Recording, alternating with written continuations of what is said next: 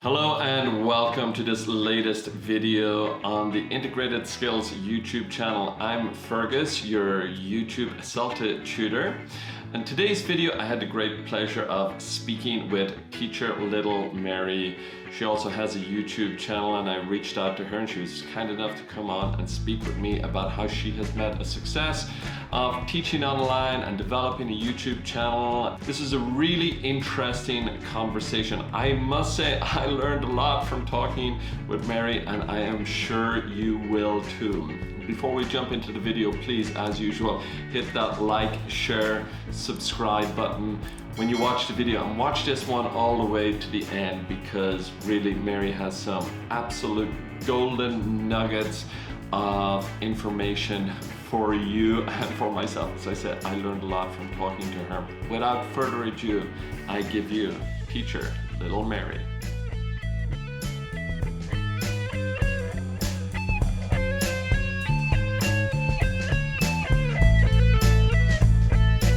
Teacher Mary, hello, welcome to the Integrated Skills podcast. Thank you so much for joining me. How are you today? I'm all right, thank you, and thanks for having me here. Oh, absolutely my pleasure. I'm really happy that we were able to do this. So let's jump right into it, Mary. Okay. Tell us about yourself. How did you wind up here online talking to me? How did you become an English teacher, first of all? Tell us how it all began. Okay, I will try to cut a long story short. So, because it's actually a bit crazy, you know, the whole thing is a bit crazy. So basically, I'm a physical education teacher. So that was my degree, right? And I actually participated in a competition to win a trip to South Africa some years ago. I think it was 12 years ago, if I'm not mistaken. And I won the competition. So I traveled to South Africa. I was in Cape Town for some time. And when I was there, I met some Colombian people. And I really liked them. You know, Colombian people, they're very friendly, very nice. And they really convinced me that I should move to Colombia. And well, I was young and single, so I thought to myself, why not? I moved to Colombia. But when I got there, I realized that, you know, the salaries for PE teachers were not that great. And my Spanish wasn't, you know, perfect. So it was a bit difficult to find a job. So someone just told me, well, why don't you start teaching language? You know, that's a good opportunity because people here, they really need to learn language. So that's what I did. Basically, I had no qualifications at all. You know, it was a different period. It was like, well, 12 years ago, as I said. So basically, I had a lot of knowledge, you know, grammar and, you know, vocabulary and this kind of stuff, but because I really like language. And I just rented like a flat close to a university. And because I knew that those people, they really needed to take, you know, English courses and language courses. And I just started marketing myself, you know, literally there was like there was internet, but no like social media, you know, this kind of stuff. So I was just distributing flyers in front of the university. I got some students. I started with one, and in 2 months, probably I had like 10 lessons per day. So you just started marketing yourself. You had all these lessons. Like, did you always have this kind of entrepreneurial spirit, or what started that? I didn't know I had it. You know, I think it was more like the need, because I really needed, you know, to have a job. And I thought about doing personal trainer, you know, working as a personal trainer, but it would be very difficult to build like, you know, to get students and stuff like that. So I started with one, and the good thing about our industry is like if you teach privately and one student, if he likes you, 100% sure they're going to recommend you to other people. True. So true. Exactly. So one friend told another one, and basically in 2 or 3 months, the whole university knew me. and I had to say no, you know, to people because I was fully booked. And that's the start. You know what they say? They say that necessity is the mother of invention. And I think in your case, it's so true. You know, you saw the opportunity there and went for it. That's really incredible. And I think many of us can, you know, empathize or or also think about a similar kind of thing in our own journey to becoming a language teacher. There's something that makes us think, maybe I'm going to give that a go. Yeah. But Yeah. talking about giving something a go. So you, like myself, you've jumped into the YouTube world. What prompted you to get started on YouTube? Well, so this has been a journey. Well, so basically, after 4 years in Colombia, I decided I was going to come to Europe again. So I'm currently living in Spain. And the problem is I couldn't really teach English in Europe because in Europe they were asking me for qualification, which I didn't have at that moment, right? So I started working with language schools, but as administration things, just working with accommodation, transfers, this kind of things. And I was still single and young. And I decided I was just going to travel a bit more. So I spent some years in Australia. I was in Malta for some time. I was in England for, most of my life. So I've traveled, so far 33 countries. And one day, really, I was like, okay, I'm very happy doing this because I was working with students and stuff like that. But I knew that my passion was teaching. So I really needed to do something, to get into teaching English in Europe. So 2 years ago, I took the Trinity CELTA course. And this is when I started thinking about teaching. And this was before coronavirus, but as I've got a family, everyone has a family, but as I've got kids, I decided I was going to try, before trying to work for companies, I was going to try working for myself.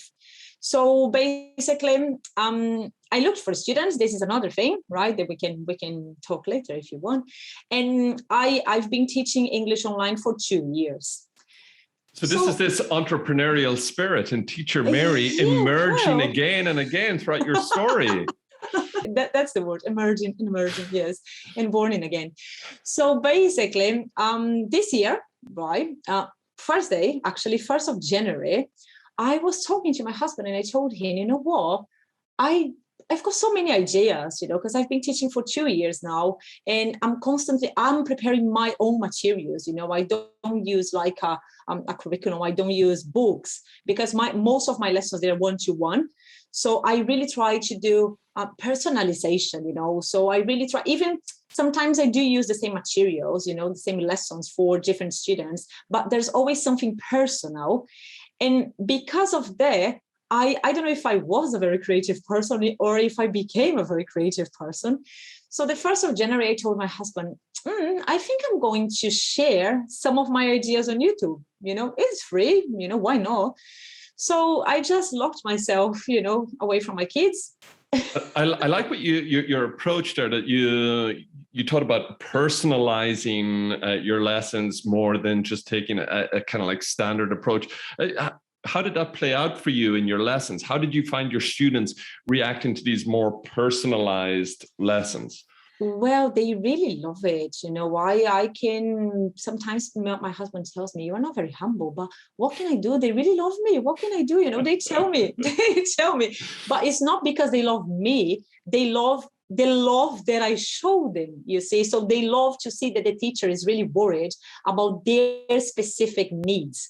So that's the thing. It's not my person, let's say, is the fact that, for example, if I've got a student that is an engineer, the first thing I'm going to do is to recommend him, look, you can go, for example, to one of these platforms that are free, for example, Coursera. You can take a course, because I'm not going to be able, I'm very sincere. I'm not going to be able to teach you specific vocabulary, engineering vocabulary. So go to this page, take this course, it's for free, and we can work on the other things that I know that you need. So I do, for example, I know, so when they are talking to me, I'm always taking notes, and I'm like, well, this person needs a bit of practice on second conditionals or the pronunciation, especially Spanish students, the ones that I'm teaching at the moment, they do need some help with the L, so the light L, the dark L, or, the ED ending, so they cannot say worked, they say work in the present. So basically, I just take notes of everything, and I really try to make them feel important and comfortable with me. So Yeah, I'm just open This to is that. this is key, and what you're saying, I say this to my trainees all the time about not just personalizing in so much as telling stories about yourself, but really tuning into your learners, taking notes, and then giving feedback on what Yes. they actually say. When you give feedback on what the learners actually say, not just you should learn this, but based on what they actually say, based on the notes Yes. you've taken, your learner is going to look at you and say, oh my goodness, this teacher is listening to me. I love that in your approach. I couldn't recommend it more to teachers as well. So tell me, how did you feel in these early days starting off as a YouTube and teacher as well? Were you apprehensive at all, or how did it go for you? Well, no, actually the first video, I didn't have any idea about what this was going to become. I didn't have any intention, and that was not my goal to become a YouTuber. That was very, very random, So as I was telling you, I talked to my husband. I was like, okay, I'm going to share some ideas, and I didn't know how to edit videos. I didn't know anything. I don't even have a camera, everything. This is just my computer. I don't have a microphone. It was just like a normal computer. Actually, it's a bit broken, and I just locked myself there, and I was like, okay, I'm going to tell them some nice speaking activities. And the first day I had 1,000 views, and I was like, the first day, As an aspiring video editor, I'm very impressed, Mary, what you produce with your videos, and I'm sure everybody watching is too. Please, by the way, everybody, let us know in the comments below. Have you checked out Mary's videos, and have you tried any of her activities, any of those speaking activities? But keep going, Mary. Tell us about those early days. How did you feel when you got these first 1,000, not 100, 1,000 views? 1,000 views the first day. To be honest, I didn't even know if this was a good or a bad thing, because I was not into YouTube at all, So then I started looking into other teachers' channels, and I was like, I think this is quite good.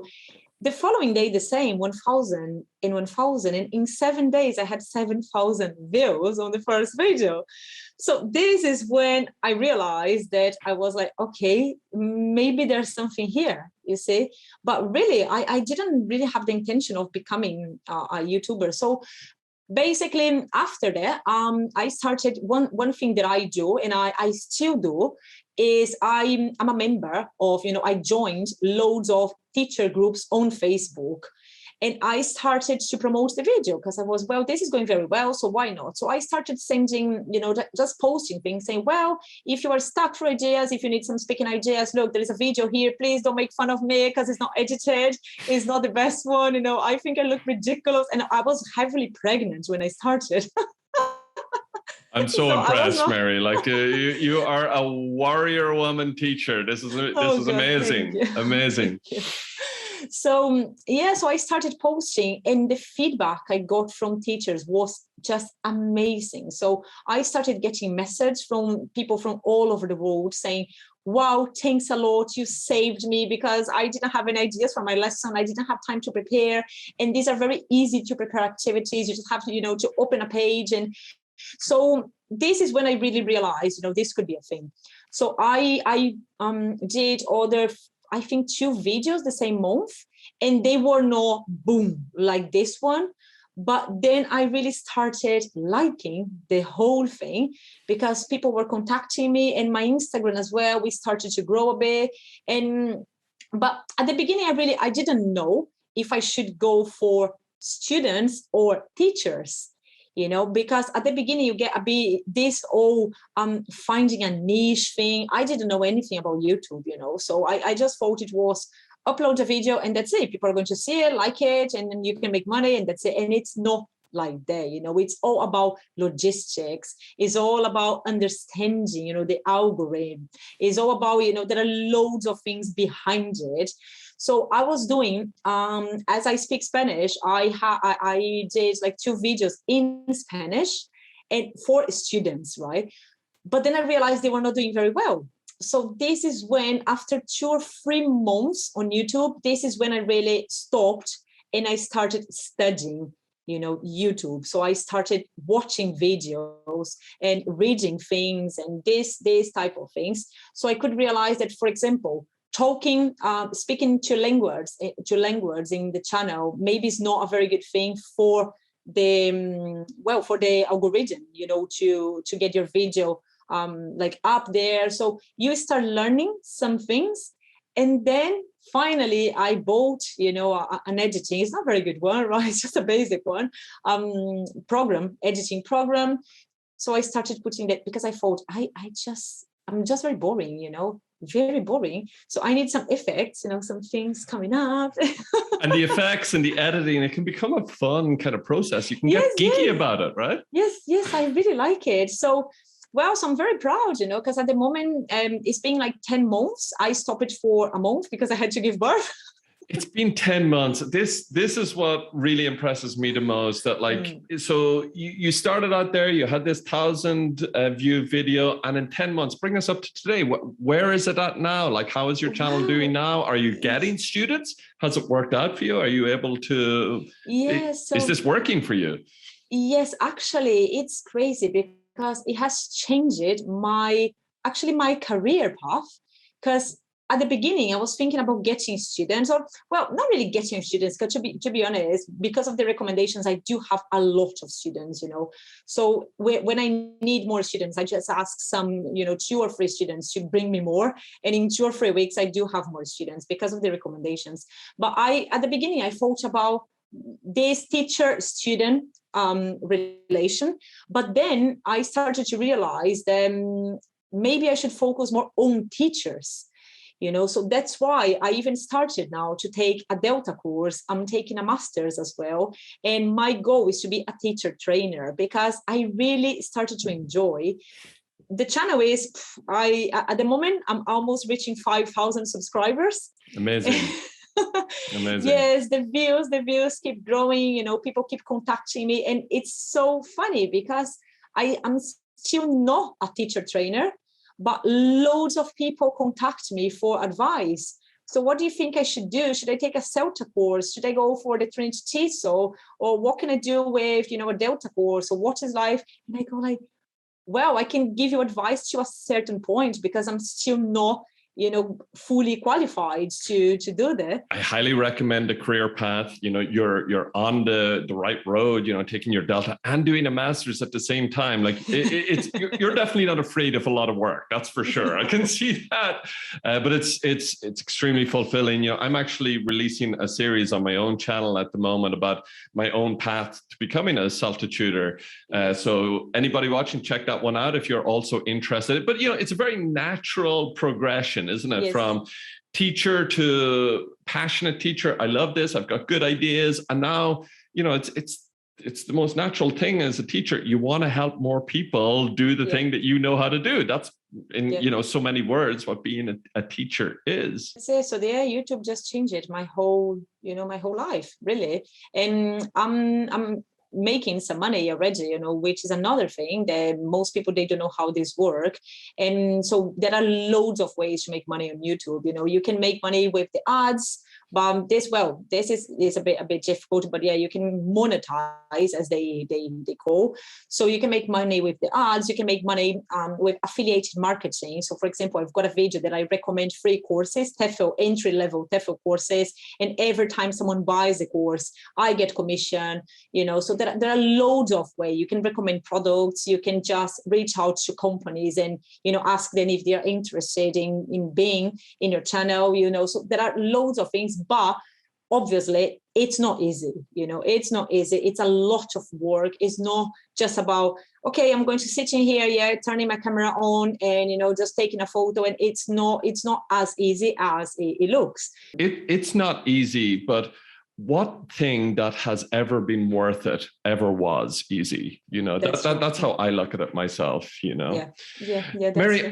I could pick your brain and talk about this, as we say in Ireland, until the cows come home. But please, would you be willing to come back on the channel and maybe talk to us about some more of these ideas? I'm sure everybody watching would love to see more of you. Would you be willing to come back and join us again? Yeah, for sure. We can do, another one. Loads of teachers, they ask me how I got these students, because everything was through social media. I didn't spend €1 on marketing at all, so everything was done. And as I said, with a basic computer, no camera, just, well, I do have like a very small camera that I use on my computer, but it's just like a very basic one. So it's possible, because many teachers out there, they say, I've got no money to invest. So how can I get these people coming to me, and I think it's obviously a matter of not just finding people, but retaining those people, so this is why your channel, for example, is a very good one for teachers to watch, because you don't learn just how to get people, you learn techniques, you learn strategies, you learn, things that are going to make your students like you as a teacher, and they feel they need you. That's the thing. They really, I really try to make them feel, well, obviously this, because of course this is my profession, so of course I need to retain my customers, let's say.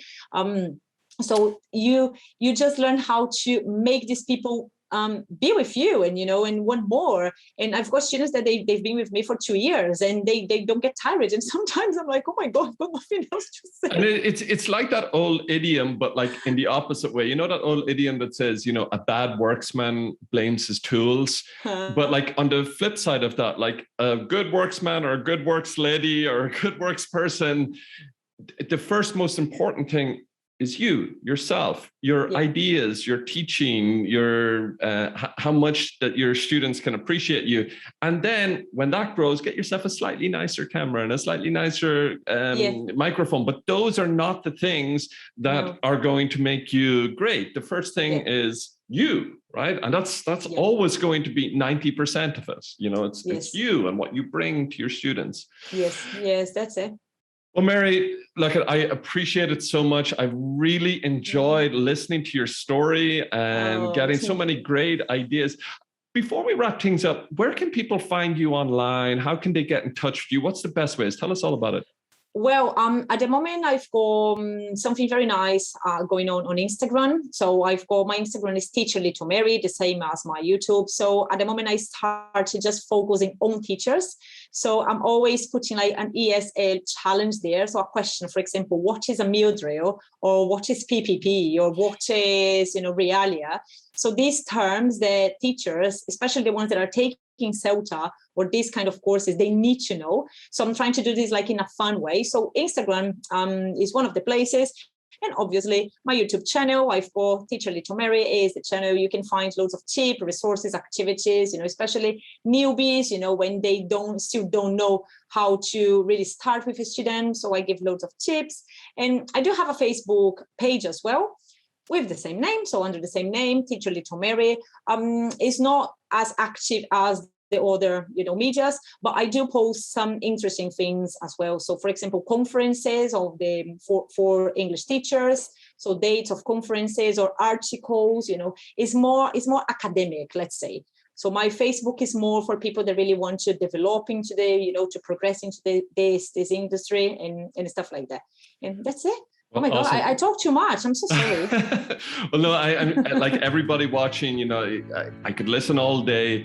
I'll post links in the description below to all of those social media. I highly recommend. I'm a subscriber myself. I watch Teacher Mary's videos. I love them. I think they're great. I learned so much from you myself, even as a teacher trainer. I recommend it to teachers who I work with, trainee teachers. Amazing. So please, if you're watching, definitely check out those links below and subscribe to all of Teacher Mary's great content. One more thing. So what is your final thought that you would leave us with? Yeah, that's my final thought, that I want you on my channel as well. So people that are watching, yes, you have to let know. We just have to let them know, that I really want Fergus to talk to us about possible roles in this area, so because some teachers, they don't know what they can do apart from being just teachers, they can be a teacher trainer or stuff like that. So yes, don't forget to tell them you're going to be on my channel very soon, I hope. Absolutely. Let's make that happen very soon. I would be absolutely delighted to continue this conversation in that way. I think there's many things for us to talk about, and I've had quite the eclectic career path through the world of ESL. So absolutely, let's set that up. Let's do that. So all that's left for me to say is thank you so much, and I'm really looking forward to talking to you again, and see you in the next one. Bye for now. Thank you. Happy teaching, everyone.